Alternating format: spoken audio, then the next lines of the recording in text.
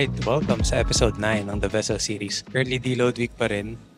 Last video, deload, beginning ng deload week yun. So ngayon nasa end na ako, nasa last day na ako ng training week for this deload. So for the past 3 days, hindi ako nag-train kasi una, medyo busy-ish. Kaya hindi ko na rin pinilit kasi feel ko kailangan ko rin mag-rest. And so far so good, mababa pa rin naman yung weight ko. So nagka-cardio pa rin ako, na-hit ko pa rin yung daily steps ko. But hindi na ako nag-train for the past 3 days kasi nga deload. Today, meron lang ako ng upper body pump session para lang, alam mo yun, gusto ko lang din magbuhat kasi hindi ko talaga siya matanggal sa system ko and I feel like enough na yung rest na nakuha ko. So, meron din akong guys, isa pang update. Kung di nyo napapansin, may binabalik akong certain look. So, binabalik ko ang aking bigote. Ang aking bigote pala. So, kung nandito na kayo for the past years, malalaman nyo na itong last prep ko. Meron din akong tinry na bigote look and medyo longer hair. So, tinatry ko yun ibalik. I hope matiis ko siya and I hope maganda naman yung tubo nito this time around.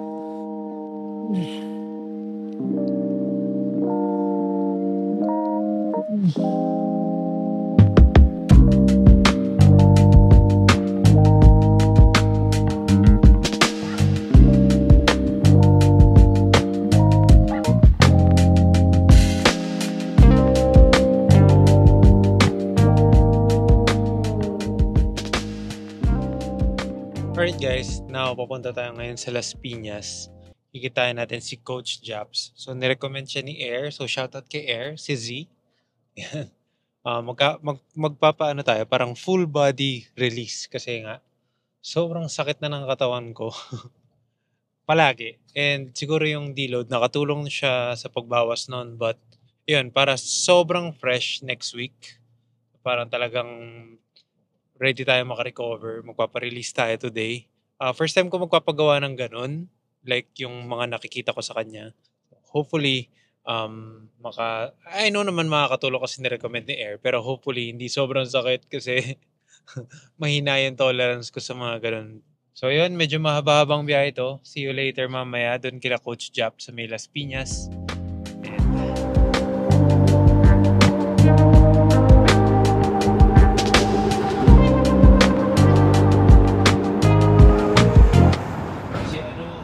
Si Paul Marley. Pangalan ng Blue Rascal yun.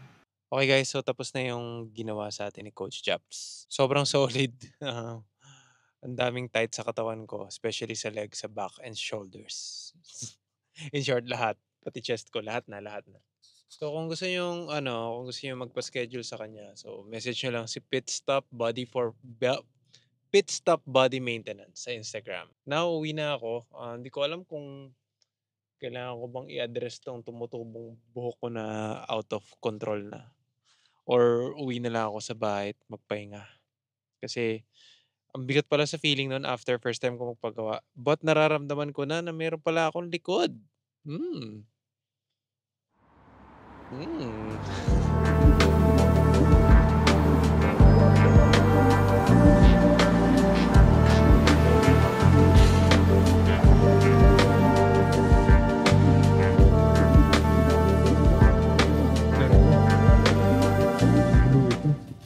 Napakarami mong sombrero, Brad. So, ilan ba ulo mo? May bonnet ka pa. Bagay naman sa'yo, Brad, yung ganyan eh. Para kang si Daboy. Dati bagay ba sa akin may bigot? Masaya na si Daboy sa ganun. Pre, mura lang ito, pre. Huwag kang magulo, dababoy. Hindi mo, sinasabi ko na eh. Pagupit ako eh. Ay, halata naman niya eh. Yung patil eh. Para malinis para na-trim yung likod eh. Bagay sa daboy na daboy eh. Hindi, Reka, ito ginagaya ko tama. Sen.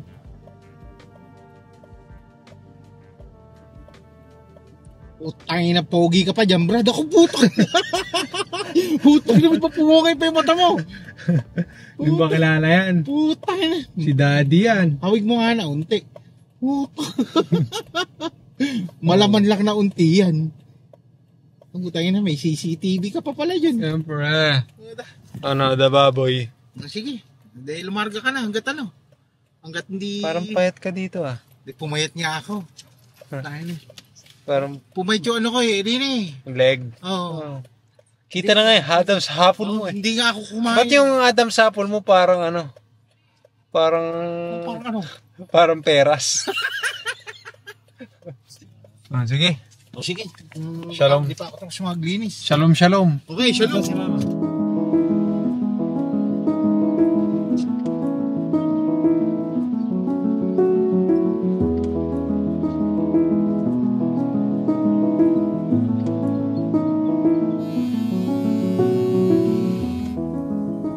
Lately nakakaramdam ako ng pressure. As in, siguro some of those dinala ko sa sarili ko or talagang hiningi ko yung pressure na yun. With me working sa family business, parang nag-demand ako ng responsibilities na kasi gusto kong patunayan yung sarili ko. Not just to my mom, but to myself din na kaya kong makisabay at least sa kanila and kaya kong mag-contribute. And now na I guess nangyari na yun, parang nag-take on pa ako ng more responsibilities na to the point na parang minsan hindi ko na, alam mo yun, sobrang bombarded na ako ng mga thoughts pagdating sa work. And that's not entirely bad. I'm not saying na, alam mo yun, masama yung ganon. But yun nga, yung pressure na yun nakaka-apekto sa akin mentally, I guess. And somewhat sa ano ko na rin, sa ibang aspects ng life ko. Which is parang akala ko ready na ako at first. Parang ready na ako maging responsible sa work. Or ready na ako maging, alam mo yun, mag-take on ng more responsibilities. Pero you're never ready. Natutunan ko na parang sinasabi ko sa sarili ko, ikaw na bahala. Basta gagawin ko yung best ko. And I try to pause and I try to pray. And I try to communicate and talk. And I try to listen din sometimes or most of the time. I try to listen. Basta ginagawa ko lang yung parte ko. Siguro sa inyo, hindi yun bago na parang gawin mo lang yung best mo tapos i-surrender mo na lahat. But for me, bilang isang micromanager, bilang isang fitness person na gusto ko lahat kontrolado ko. Ganoon naman ako all my life. Ang laking change na pinagdadaanan ko na on a day-to-day basis na with all these responsibilities and I want to do more.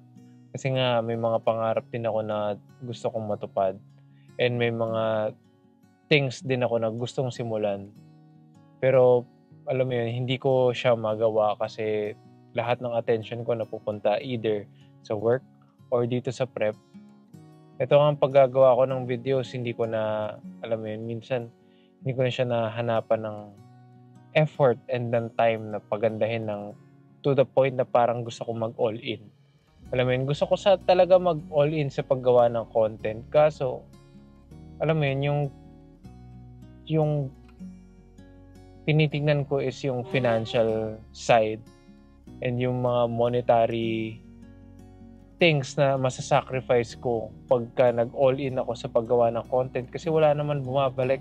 Kaya sometimes yung pagiging realistic ko tsaka yung practical in me or yung practicality na unahin talaga. Siyempre yun naman talaga yung dapat. Unahin yung work kasi yun yung nag-feed sa akin. Yung nag-feed sa company. But sometimes, minsan gusto ko na lang bitawan lahat ng gumawa ng videos. Hindi ko magawa kasi hindi bumabalik monetary-wise.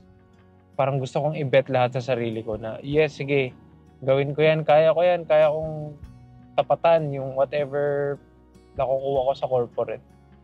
Pero now na ang dami ng response. Dati kasi inisip ko lang sarili ko di ba?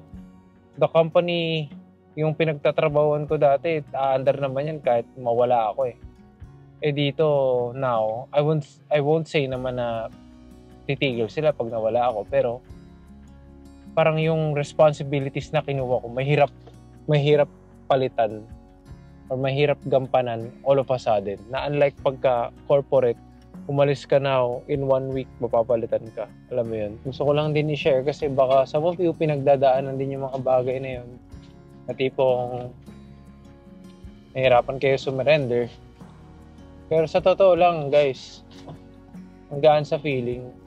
Pero siguro now, bit by bit natututunan ko siya, tinuturo siya sa akin.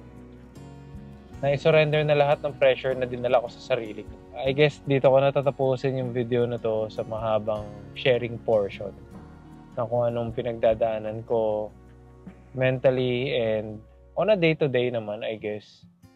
Na talaga sometimes ayoko nag-iisa kasi mas maingay. Pag naririnig ko yung thoughts ko, parang siguro baka may psychiatrist dyan, diagnose niya na ako. Pero hindi. I mean, yun nga, pag mas tahimik, mas maingay kasi naririnig mo lahat ng thoughts mo. Hindi ka distracted. And I try to pray, pero ewan ko. Basta now, ang alam ko lang, one thing is for certain, gagawin ko na lang yung best ko at a time. Tapos, I surrender it all. Kung ano man maging output, kung ano man maging ending ng mga bagay-bagay, ginawa ko yung best ko. And if it's not meant to be, it's not meant to be. Yun lang. So, I'm gonna end the video here. I hope may napulot kayo sa random ass vlog na to na parang dinocument ko lang from the deload and up to this working week. Na wala na rin yung bigote ko. But, ayun. Hopefully, nag-enjoy kayo. Continue lang natin, gawin yung best natin. And bahala na kung ano man yung maging output. Surrender lang natin. Mag-make sense din yan someday.